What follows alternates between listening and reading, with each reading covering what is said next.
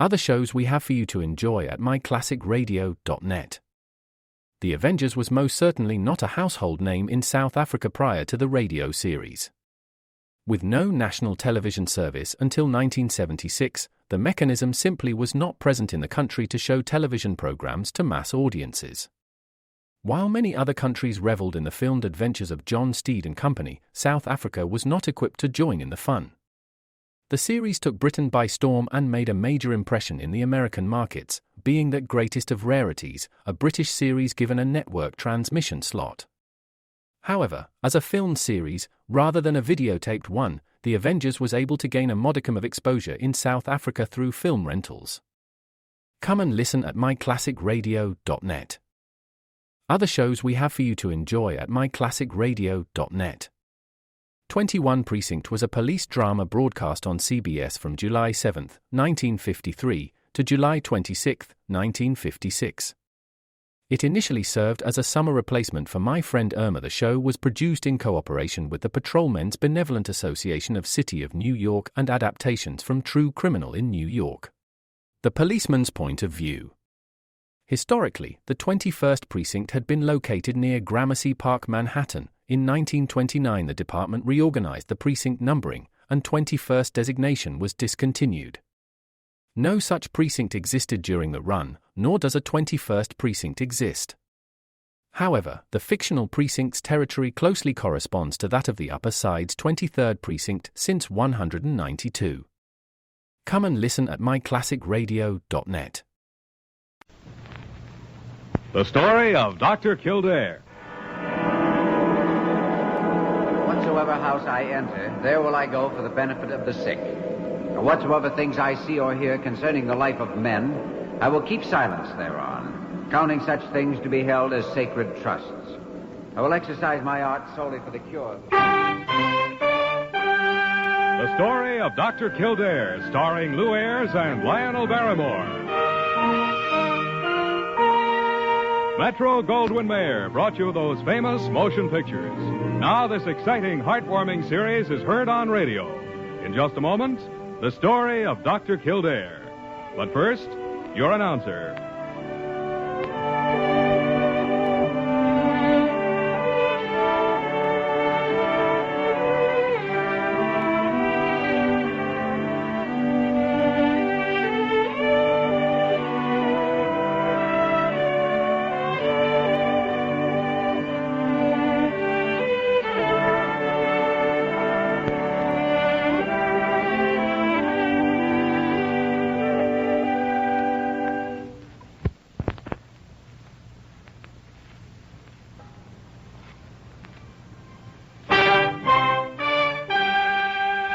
And now, the story of Dr. Kildare, starring Lou Ayres as Dr. Kildare and Lionel Barrymore as Dr. Gillespie.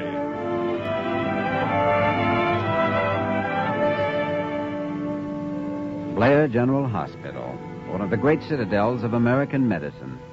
A clump of gray-white buildings planted deep in the heart of New York, the nerve center of medical progress, where great minds and skilled hands wage man's everlasting battle against death and disease. Blair General Hospital, where life begins, where life ends, where life goes on. Confound it, Carew. Look at these x-rays. Look at them. Her arm has been perfectly set. She's 15 years old. Why, she doesn't even need a doctor. Then by all means, Dr. Gillespie, use your own judgment. A simple fracture of the arm, and I'm supposed to take personal charge of the case. There isn't any case. She doesn't even need an intern. Nurse could look after her. I am not trying to coerce you. You may do exactly as you please about it. Carew, this woman now, the girl's mother, Mrs. Babcock, is she another friend of yours? I've never even seen the woman. Her request was referred to me merely as a matter of routine, and I will not be drawn into another of these discussions. Yeah. Good morning, Dr. Gillespie. Dr. Carew. Good morning. Come in, Kildare. Come on in. You may be interested to know that after 30 years of medical achievement, I have just been reduced to diagnosing broken arms. Really? Now, Dr. Gillespie... Furthermore, this particular broken arm has already been treated, set, and cut. Please. I'll not stay here and listen to any more of this. You know very well I said to do as you please. And Carew, I shall. Good day. Yeah, that blue-blooded moron, dollar-chasing pipsqueak. Yes, I'm a little surprised he isn't in the lounge, rolling out the carpet and fluffing up his gardenia for Mrs. Babcock. Yeah. Apparently he doesn't know who she is. Well, beyond the fact that she has a daughter with a broken arm, neither do I. What, you've never bathed in a Babcock bathtub? I am unclean, Jimmy. Does this woman sell bathtubs? No, but her late husband made about $10 million manufacturing them. Interested? I am not. She was also a well-known specialty dancer before she married. Oh, dancer, huh? She attracted particular attention at the Paris Exposition with her unique rendition of the can-can. Well, now, you don't say. You know, I think you ought to take the case. Well, now, that might be a good idea, to see that the child's arm heals properly. Then you'll do it? Well, yes. Yes, I will, Jimmy. I will. Parker? Yes, Dr. Gillespie. Parker, there's a Mrs. Babcock down in the lounge. Has a daughter with a broken arm. Tell her I'll take the case. A simple fracture? Yes, a simple fracture. Well, all right. I'll go with you, Parker. Oh, by the way, there is one thing. That Paris Exposition was in 1921. See you later. 1921. Like that. Oh, Kildare. I've been taken in.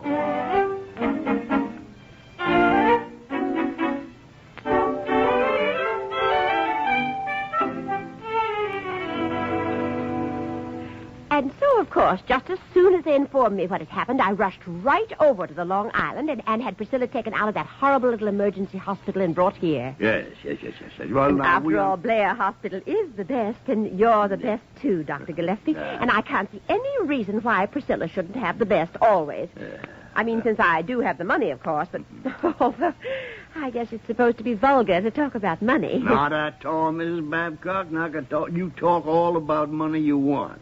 Now, Dr. Kildare, he'll be glad to. That's why I chose the Devereaux Institute for Young Ladies out on Long Island. Priscilla's been there at boarding school, you know. I mean, the Devereaux Institute is positively the best. I made certain of that. Oh, they're so snooty about family backgrounds. Well, I had a terrible time. Well, that is, it took time, of course. But I think it's so important to be right with the right people, don't you? No. I mean, after all, what did you say? I said no. Oh, what a delightful sense of humor. Thank you. Well, I do have to run now. Oh, I'm so glad Priscilla's in such good hands. And you know something, Dr. Gillespie. I just adore you. Goodbye, gentlemen. Kildare, words fail me. Oh, well, now she isn't your patient. Maybe the daughter's not quite so talkative. I don't care. I don't want any part of either one of them. Oh, you can't throw over the case before you've even seen the girl. I don't want to see her. Jimmy, how come you're so interested in this? Because of one fact that hasn't been mentioned. Huh? The way the girl broke her arm. Well, horseback riding, I suppose, is some select sport at that select finishing school. Not quite, no. It happened when she fell off a rope ladder that she'd rigged up in order to escape from that select finishing school.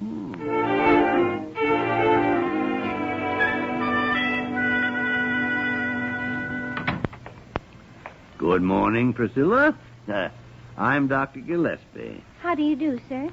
You might call this merely a get-acquainted visit today, young lady.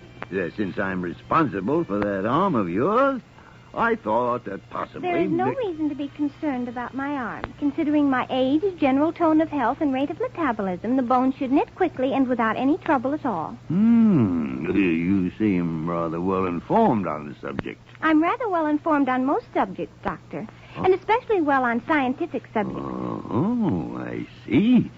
Then I take it you regard yourself as a scientist. In an embryo stage, yes. Advanced, however, some 10 to 12 years beyond my actual age. Which I recall is 15. Correct. That, of course, I'm unable to change. But no doubt you would if you could.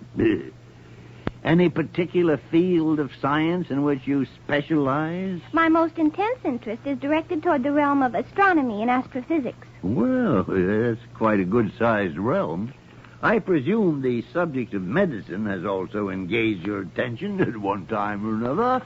Only superficially. After all, it is merely a byproduct of true science. Yeah, just a byproduct. Yeah. I say this quite impersonally, Doctor, but medicine simply does not have enough scope to challenge my intellectual curiosity.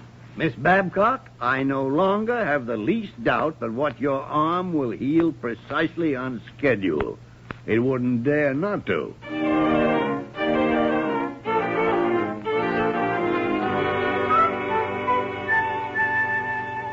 No, I can't entirely agree with you, Dr. Gillespie. I don't believe it's natural meanness on her part at all. I think for some reason she's putting up a front. And I agree with you, Dr. Kildare. I know when I was a young girl, I certainly... Parker, shut up. Well... You were never a young girl. You were born at the age of 47. Oh! Well, I think the child's been hurt by something. Hurt? Badly hurt. Jimmy, it'd be easier to hurt the Rock of Gibraltar with a pea shooter. I know she's cold and hard, but that's it. An attitude like that doesn't develop naturally at 15. It builds up as a result of some deep emotional pain. It's a symptom. Also, she was trying to run away from school. Why? Probably because she was planning to poison the city reservoir. That girl has a serious problem. The girl is a serious problem. So's her mother. Oh, she just needs love and sympathy, like every young girl. Well, who don't? She also needs understanding, and she needs help. Well, she needs a good spanking. That's what she needs, and I'll have nothing more to do with the case. Then you won't mind if I have a try at it? Mind? Why, I should be delighted if you would, Dr. Sigmund von Kildare.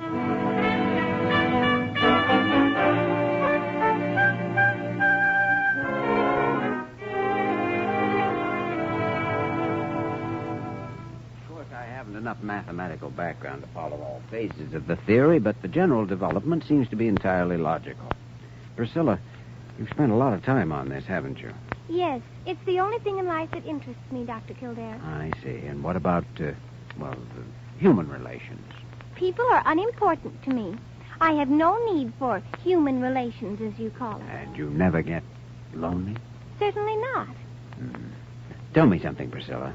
Isn't truth the one great ideal of all science? Yes, truth above everything else. Then why do you go on deliberately lying to me? What? For the last half hour, you've told me one lie right after another. Why, What about this shining ideal of truth? Do you really believe it? Or is that another lie? And if you do believe it, why don't you stick to it instead of lying to me every time you draw a breath? And what about this scientific talk? Just a pose to impress somebody? What are you? A fake? A phony? Well, now that's better. Now, I'm sorry, Priscilla, but it was the only way to break you down and find out what's wrong. Now, please understand this. I'm for you, and I want to help you.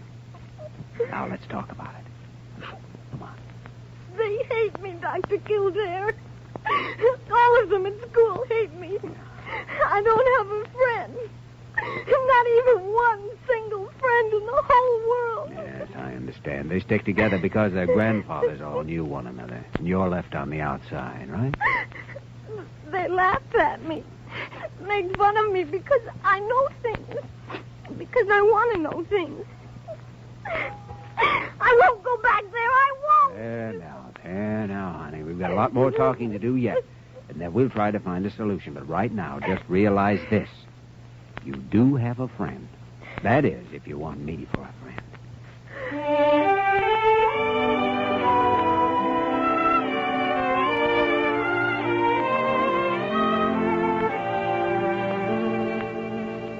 All right, Jimmy, all right now. The thing to do is to get her out of that school. She doesn't belong there. But that may be quite a problem. Yes, I know. I ran into Mrs. Babcock in the hall this afternoon. Tried to sound her out on the subject a little, but... Oh, she's well-meaning enough. Yeah, but she happens to be a nincompoop. Well, now, that's a little uncharitable of you, Doctor. She spoke quite highly of you. Oh, quite highly, did she, though? In fact, I can sense a strong interest beginning to develop there. I think her intentions are serious. Confounded, Jimmy. That woman is a menace. Why, she ought to be locked up. You can't argue with a woman. If she ever got her hooks on a man, he wouldn't have a chance. Oh, dear. Now, what's all this? Oh, hello, Dr. Carew. Why, we were just discussing Dr. Gillespie's conquest of Mrs. Babcock. A conquest? Indeed. Why, Dr. Gillespie, you dog, you. Carew! Now. Just a little pleasantry of mine, you know. I really should meet this charming lady. Yes, you certainly ought to. Serve you both right. Oh, dear, you are in a state. I think you'll be all right as soon as he gets used to it, Dr. Carew. After all, this romance did develop rather unexpectedly, you know. Romance? Kildare? If you want an unexpected romance, I'll give you one. Here. Listen to this poem that Parker found in Priscilla's room this afternoon. Mm-hmm. You want to hear it? Mm-hmm. Yeah. It goes, "The eyes of my love gleam like the pole star, and the tones of his voice sound in harmonies cyclical. Hmm? The brow of my love is a theorem from Euclid, and his glance makes my pulse beat ultrasonical." Free verse, I suppose you'd call it. Free as the air, that verse. Scientific surrealism. I'd like to get a look at that boy. Yeah, then go find a mirror, Jimmy, because she's dedicated the poem to Dr. James Kildare.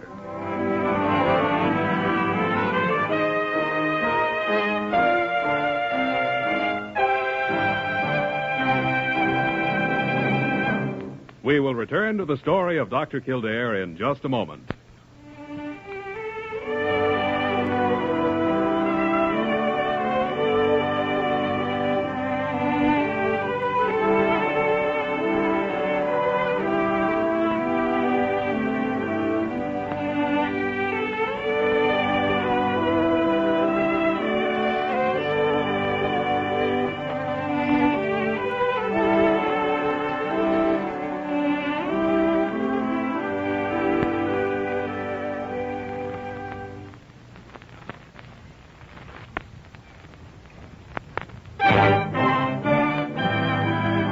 We continue with the story of Dr. Kildare, starring Lou Ayres as Dr. Kildare and Lionel Barrymore as Dr. Gillespie.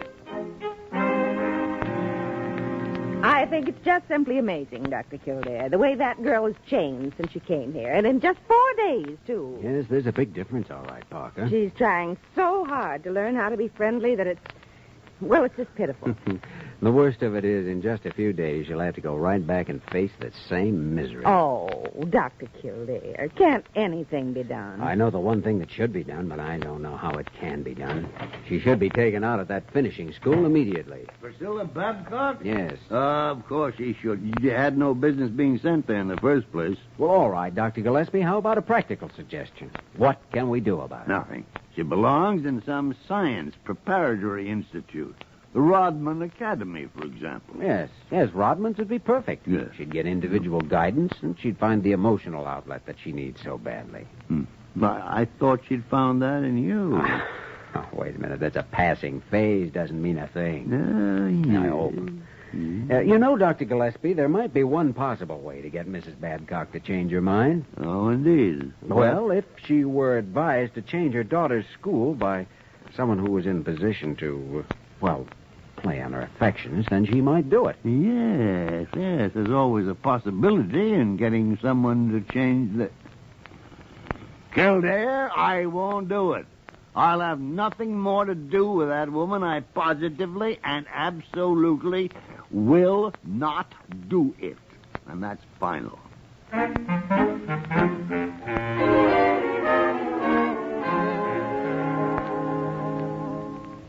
Mrs. Babcock, I asked you to come here this afternoon because certain considerations make it advisable that we discuss a subject of some importance to both of us. Oh, I understand perfectly, Dr. Gillespie. Yes.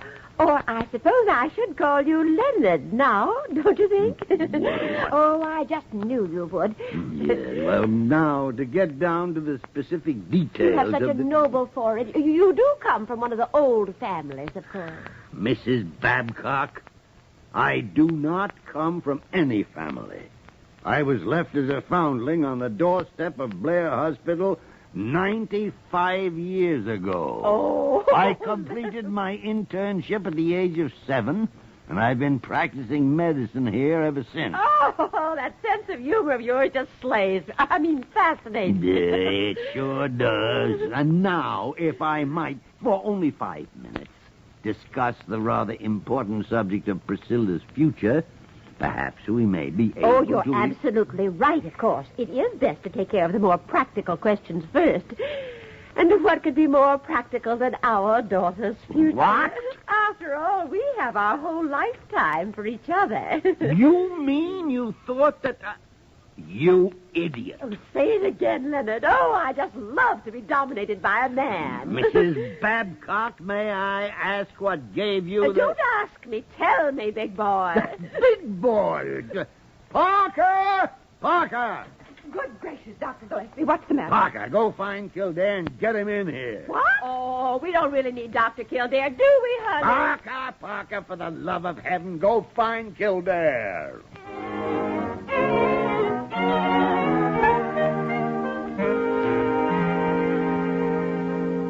It's all right, Dr. Gillespie. It's all right. Just relax. She's gone now. You're safe. You've got nothing to worry about. Kildare, she's a maniac. That woman's a raving maniac. I don't know how you do it. You insult them, and still they go wild. I'll have to learn that technique myself. Technique? I didn't do one single thing. Well, I don't know. You must have led her on some way. Led her on. Jimmy, the whole thing was your fault in the first place. Now, you know that. You talked me into it against my better judgment. I should have known better. Well, that's that. It didn't work. Frankly, I don't know anything that will. No, I don't either, Jimmy. The only thing that impresses her is what she calls old families. It's a shame that Mr. Miles Standish isn't still around, or John Alden. Hey, now, you know, that might be it. I'm afraid not. They're both dead. No, but what about Carew? Carew? Sure, that blue-blood Boston background he's always talking about. Jimmy, he'll never do it. I've got 3 magic words that say he will. Magic word? Yes. $10 million. $10 million? Dr. Kildare, I'm not certain I heard you correctly. Did you say $10 million? That's right, Dr. Carew. $10 million. Walking around loose. Right in this very hospital.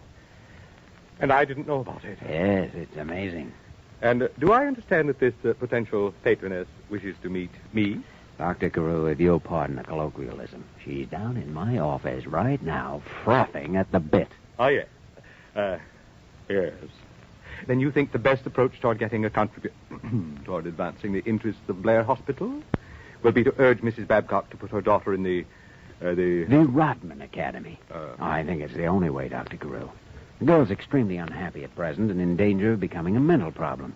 Now, if we can prevent that, if we can help her, Mrs. Babcock's gratitude may very well be boundless. Oh, dear me. Boundless, you think? Well, after all, she's an ex-chorus girl, and as you know, show people are noted for their generosity. Yes, well, that's sometimes overrated, I think. My wife, you understand, was a former burlesque a dancer. Yes, I know. Dr. Kildare, I'll do it. I am sincerely convinced that it's for the best interests of the patient? Of the patient? Oh, yes, of course, the patient. Shall we join Mrs. Babcock?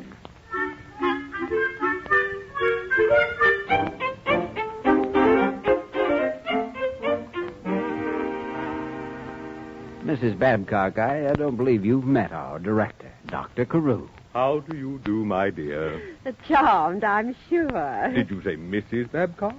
Am I to understand that this lovely young girl is married? Oh, Dr. Carew. Mrs. Babcock is, most unfortunately, a widow, Dr. Carew. How tragic. Yes, isn't it? Her late husband was Worthington Babcock of Connecticut. Perhaps you may have... Oh, yes. There were some Babcocks with whom members of my family corresponded so far back as the Revolutionary days.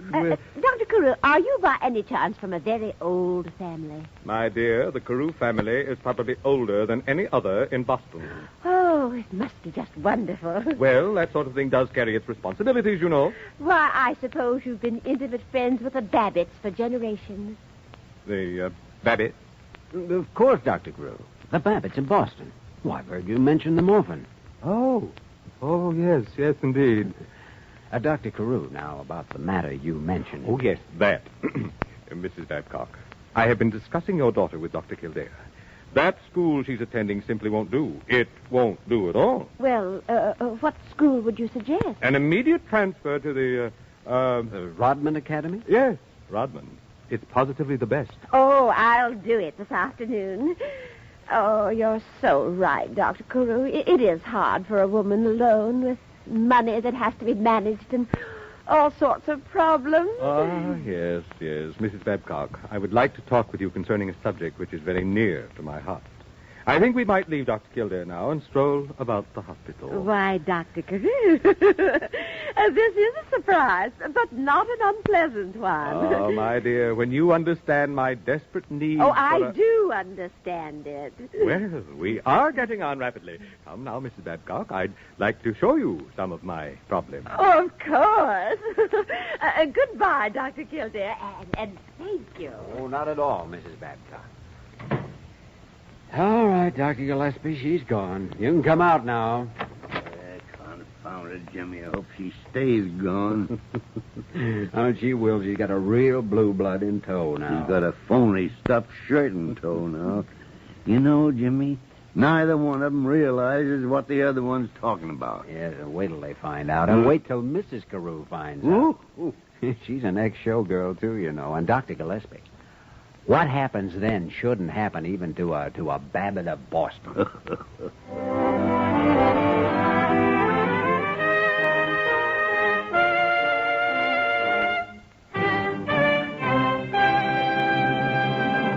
In just a moment, we will return to the story of Dr. Kildare.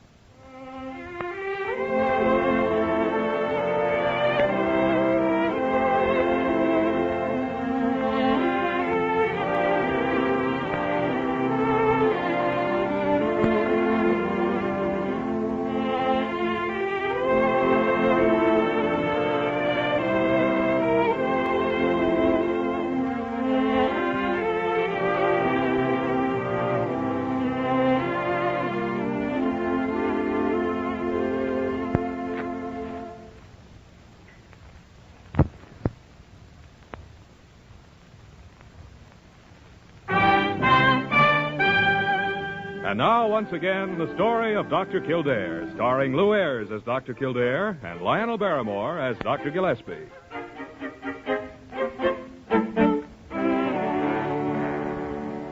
Oh, I'm so happy, Dr. Kildare, Dr. Gillespie. I don't know how you ever got Mother to do it, but you did, and that's the important thing. Yes, well, it was a little complicated, Priscilla. I'm supposed to register at the academy on Monday and start Tuesday, and I can hardly wait. The Rodmans came in to see me yesterday, you know. Oh, yes, we talked to them. Their son Dave was with them. I know. Dr. Gillespie and I met him. Oh, yes. Dave Rodman, he seemed to be a very nice lad. He goes to the academy, too. Huh?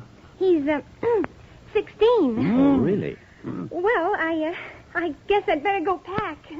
I'll see you again before I leave. All right, Priscilla. Jimmy, Hmm? does she still think she's in love with you? Well, hardly.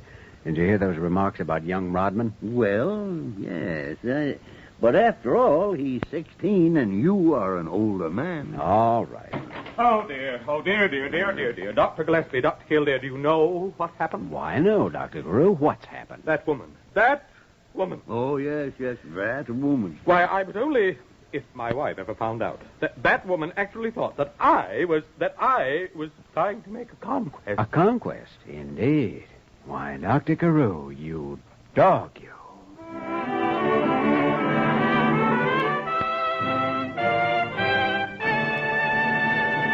You have just heard the story of Dr. Kildare, starring Lou Ayres and Lionel Barrymore. This program was written by Les Crutchfield and directed by William P. Russo. Original music was composed and conducted by Walter Schumann. Supporting cast included Virginia Gregg, Ted Osborne, Sarah Selby, and Patty Chapman. Dick Joy speaking.